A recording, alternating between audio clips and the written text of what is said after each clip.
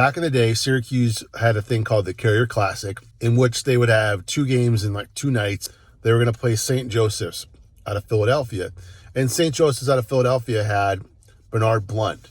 Bernard Blunt was a local product that went to Jamesville DeWitt. And, this is pre all the internet days. This is all about the papers and stuff like that. And people talked about in the stands, I would hear of like, why didn't we get this guy? He's pretty good. And early in the game, he was kind of taking it to Syracuse and he was taking it to Autry. And there was this guy behind me that sat in my section. I was probably, 11 or 12 years old at the time. And he would get so mad and the vein in his head would pop out when things were not going Syracuse's way. He goes, Bernard Blunt's so much better than Adrian Autry. And I kind of turned and looked at the guy and thought, maybe for a part of this game, yeah.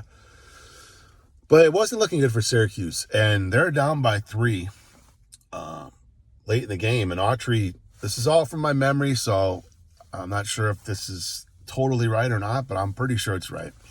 He hit a 3 to tie the game. It was 70-67. He hit the 3. It was 70-70 all. And then he either hit the game-winning layup or hit a couple foul shots to win the game. And I looked at the box score that I found, and he scored 21 points, and Bernard Blunt had 12. So obviously Blunt did other things. He was the point guard, but as far as outscoring him and outshining him, at the end of the day, Adrian Autry won the game. Now, people must say, well, what has to do with today and being the coach and all that stuff? What has to do with today is I've seen the guy with his back against the wall as a player, and now his back is against the wall as a coach.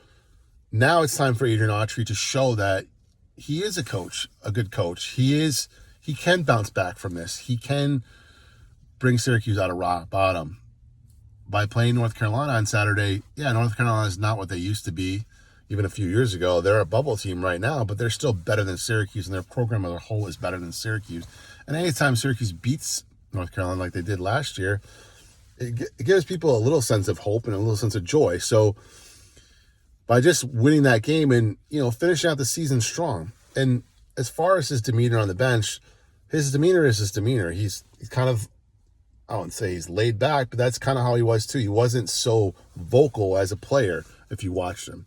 But in this case, like, he's going to have to show his guys, whether it's vocal or